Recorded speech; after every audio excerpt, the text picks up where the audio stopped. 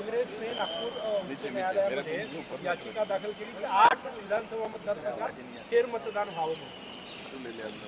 मला वाटतं इलेक्शन कमिशननी यापूर्वीच काँग्रेसच्या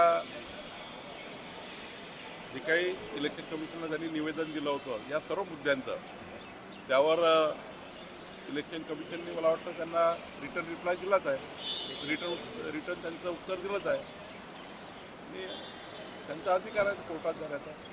पण ते अजूनही पराभवाच्या मानसिकतेमध्ये आहेत. त्यांनी जर पराभव स्वीकारला आणि पुन्हा जनतेमध्ये गेलं तर काही त्यांना पुढच्या काळात जनतेच्या शुभेच्छा मिळतील. पण या मानसिकतेमध्ये ते अजूनही आहेत. EVMवर दोष देण्याच्या.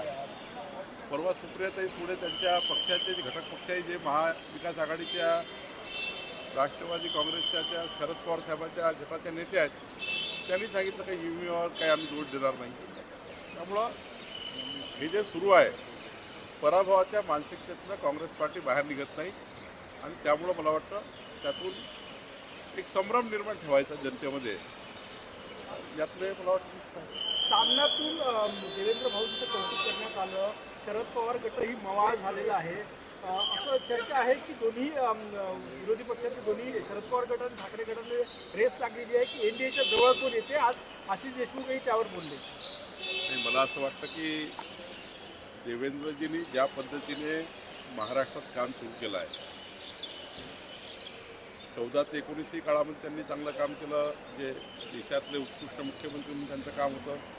मधाती एकनाथ शिंदेच्या सरकारमध्ये डेप्युटी CM म्हणून त्यांचं उत्कृष्ट काम त्यांनी केलं आणि आताही मुख्यमंत्री झाल्यापासनं पूर्ण ॲक्शन मोडमध्ये आहे.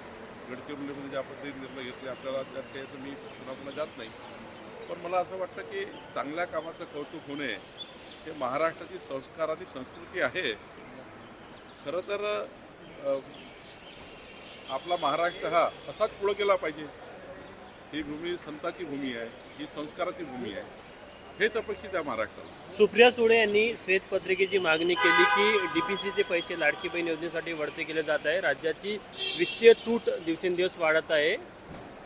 सुप्रियाताईंनी अनेक वर्ष काम केलं आहे लोकप्रतिनिधी म्हणून. कुठल्याच हेडचा पैसा कुठल्याच हेडला डायव्हर्ट करता येत नाही.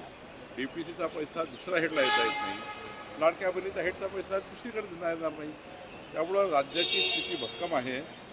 मोदींचं सरकार आमच्यासोबत आहे. डबल इंजिन सरकार महाराष्ट्रामध्ये आहे.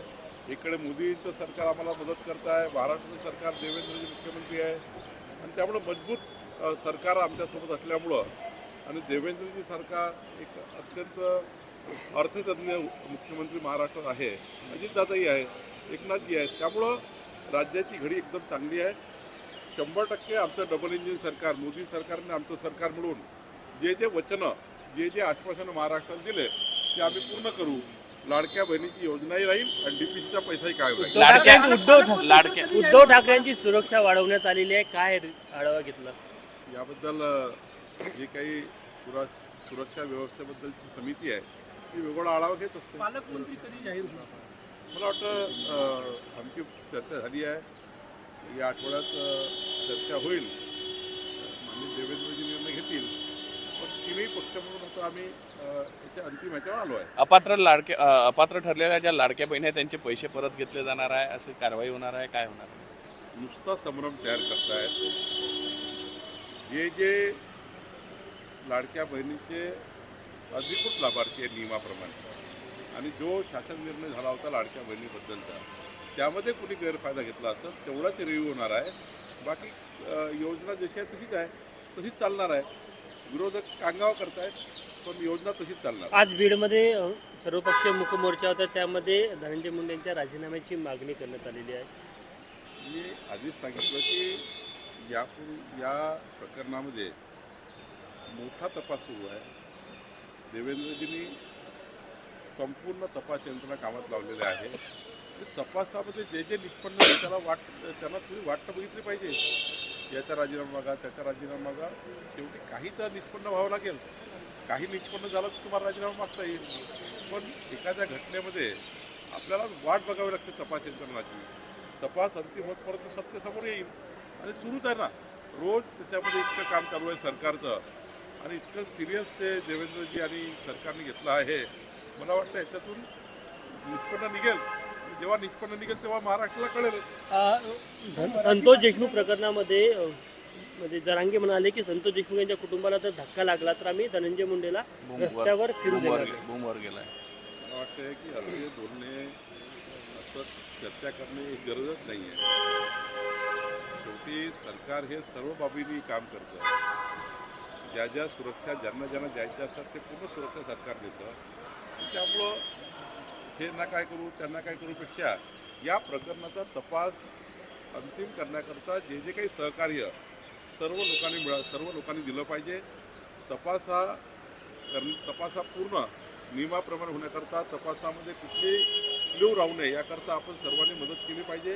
तिथल्याही जनतेने आणि तिथल्याही सर्व लोकांनी मदत केली पाहिजे. अशा पद्धतीचं त्या ठिकाणी एकामेकाशी चर्चा एकामेकाबद्दल त्याचा राजीनामा यापेक्षा या प्रकरणाला दोषींना शिक्षा होईपर्यंत काम केलं पाहिजे. याकरता सरकार आणि विरोधी पक्ष म्हणून एकत्र आलं पाहिजे. राजन साळवी भाजपच्या वाटेवर आहे. माझी काही चर्चा झाली नाही आणि त्यामुळं मी आज काही बोलू शकणार लाडक्या बहिणी आणि कृषी सन्मान योजना यातलं एकाला वगळलं जाणार असं काही आहे? काही नाही. सर्व योजना जशा तशा आहे. विरोधक हा नुसता याच्याबद्दलचा संभ्रम तयार करताय. जनतेने विरोधकाचं आता ऐकणं सोडलेलं आहे. सरकारवर जनतेचा विश्वास आहे.